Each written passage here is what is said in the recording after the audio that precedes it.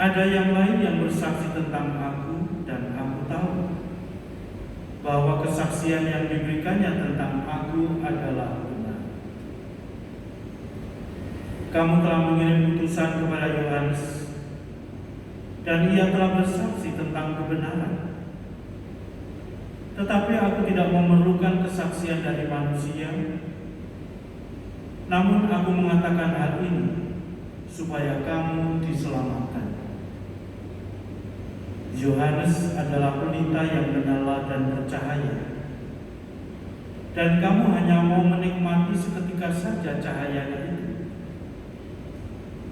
Tetapi aku mempunyai suatu kesaksian yang lebih penting daripada kesaksian Yohanes, yaitu segala pekerjaan yang diserahkan Bapa kepadaku, supaya aku melaksanakannya.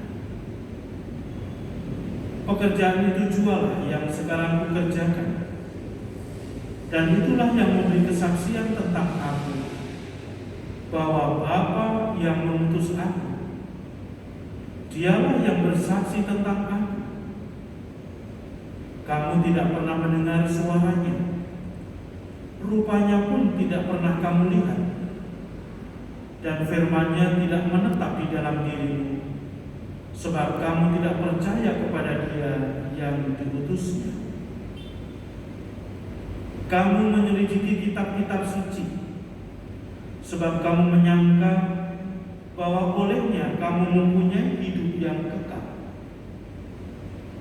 Tetapi walaupun kitab-kitab suci itu memberi kesaksian tentang aku, namun kamu tidak mau datang kepadaku untuk memperoleh hidup itu. Aku tidak memerlukan hormat dari manusia, tetapi tentang kamu, memang aku tahu bahwa di dalam hatimu kamu tidak mempunyai kasih akan Allah. Aku datang dalam nama Bapa-Ku, dan kamu tidak menerima aku.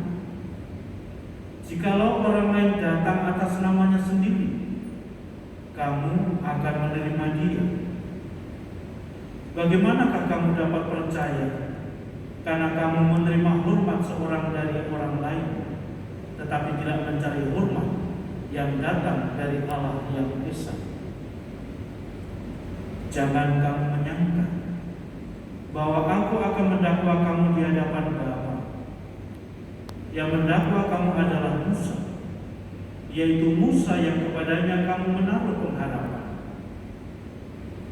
Sebab jikalau kamu percaya kepada Musa, tentu kamu akan percaya juga kepadaku, sebab Musa telah menulis tentang aku.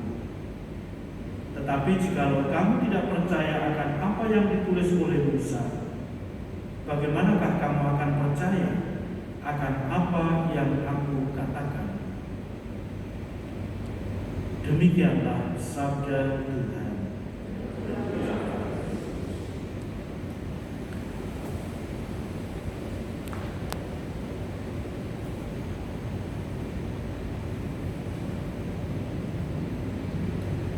Bapak Ibu saudara-saudari yang terkasih, dari bacaan yang pertama tadi kita mendengarkan bersama bagaimana bangsa Israel yang tidak setia kepada Tuhan.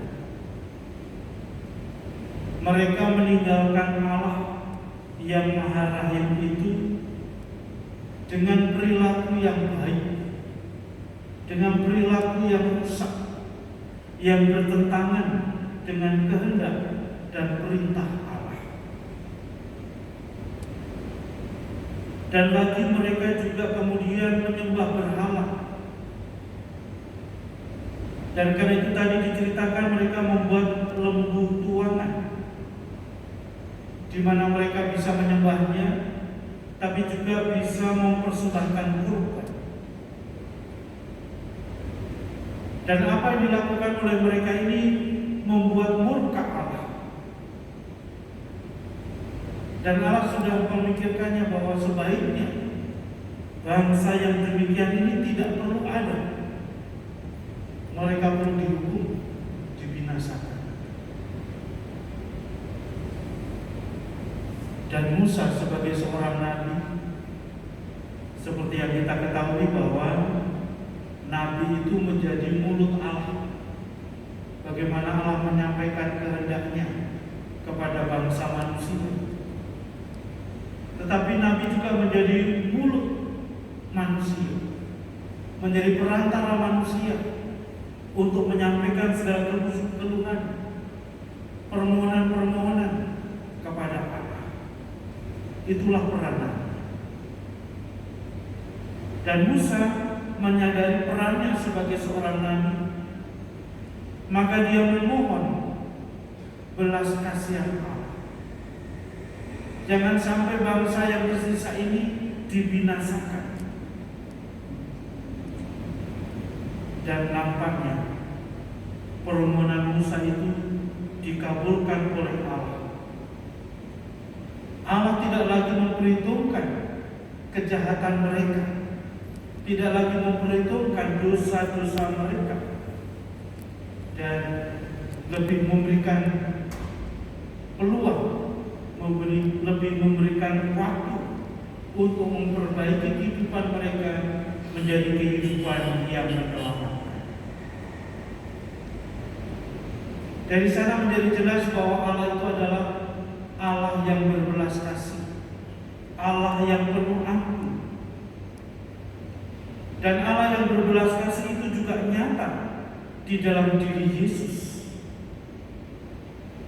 Maka Yesus sebagai penggenapan nubuat para nabi, termasuk yang tadi dibuatkan oleh Nabi Musa, seperti yang terungkap dalam bacaan yang pertama tadi. Maka kehadirannya di tengah-tengah dunia ini tidak lain adalah untuk menyelamatkan. Dan tindakan penyelamatannya ini merupakan suatu perwujudan akan Allah yang berbelas kasih. Ada banyak orang yang memberikan kesaksian bahwa dia adalah seorang nabi yang lain daripada yang lain. Bahkan ada yang mengatakan bahwa belum pernah ada nabi yang seperti ini, yang mengajar penuh wibawa dan penuh kuasa. Walaupun banyak kesaksian manusia dan kesaksiannya itu adalah benar, namun nampaknya tidak diperlukan, karena Allah sendirilah yang menyatakannya, Allah sendirilah yang menyaksikannya. Tetapi toh ada orang-orang yang tidak menerimanya. Dan dalam tanda kutip, orang-orang yang tidak menerimanya itu adalah tergolong orang-orang pandai, atau bahkan menyebut dirinya sebagai orang-orang yang cerdik pandai, orang yang mengerti agama, orang yang rajin untuk menyelidiki kitab-kitab. Tapi nampaknya kepandaian mereka dan apa yang mereka pelajari tidak membuat mereka bijaksana, tidak membuat mereka menjadi semakin mengerti akan kehendak Allah. Tapi sebaliknya, mereka justru mencari-cari kesalahan orang lain, termasuk kesalahan Yesus sendiri. Dan karena itu kemudian Tuhan Yesus bersabda, kalau orang menerima kesaksian para nabi, maka orang itu akan mudah mengerti dan menerima pernyataan Allah di dalam dirinya. Nah, Bapak Ibu saudara-saudara yang terkasih, mungkin kita juga tidak mengerti, kita juga menjadi bingung. Lalu kemudian apa yang menjadi problem? Apa yang menjadi kendala di dalam diri orang-orang itu, sehingga tidak mampu untuk memahami apa yang menjadi kehendak Allah?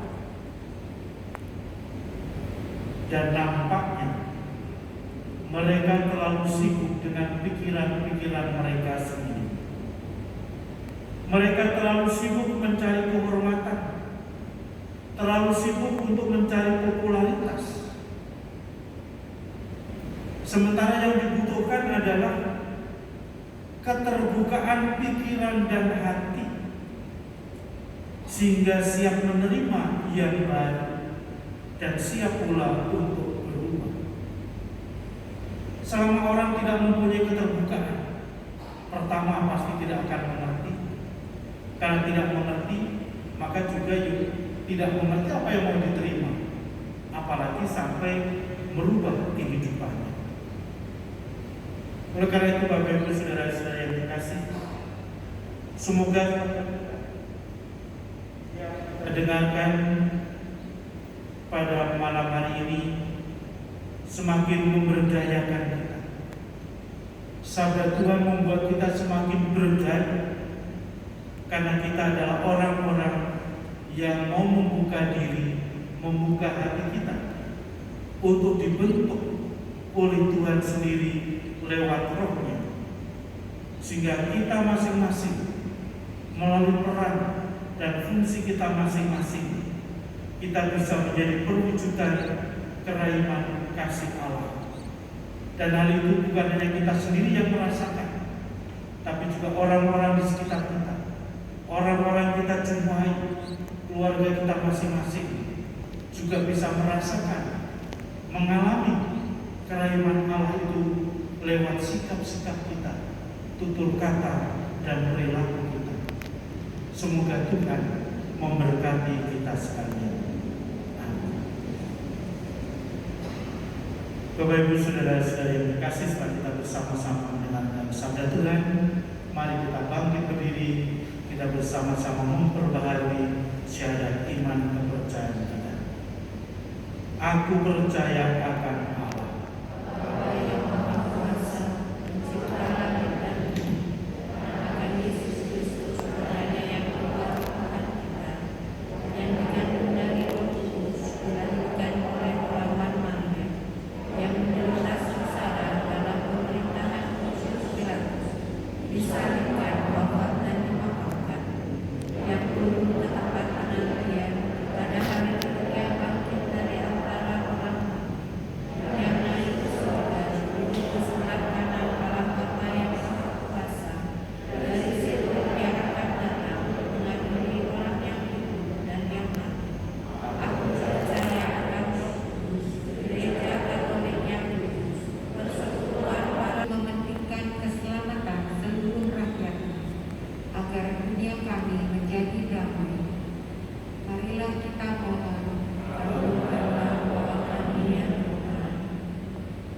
Kami berdoa bagi 206 orang saudara-saudari kami yang sedang sakit. Semoga Tuhan memberkati usaha pengobatan yang mereka lakukan, agar memperoleh kesembuhan karena kerahiman-Mu. Marilah kita mohon, kabulkanlah doa kami ya Tuhan. Bagi jiwa-jiwa orang yang meninggal, jiwa-jiwa di api kesucian, jiwa-jiwa para bayi korban aborsi, dan jiwa-jiwa yang meninggal karena COVID-19. Kami berdoa bagi 20 jiwa yang telah berpulang dalam kemuliaan-Mu. Semoga Tuhan Yesus mengampuni jiwa-jiwa mereka dan menggabungkan mereka dengan para kudus-Mu di surga. Marilah kita mohon. marilah kita hening sejenak untuk memanjatkan doa-doa pribadi kita.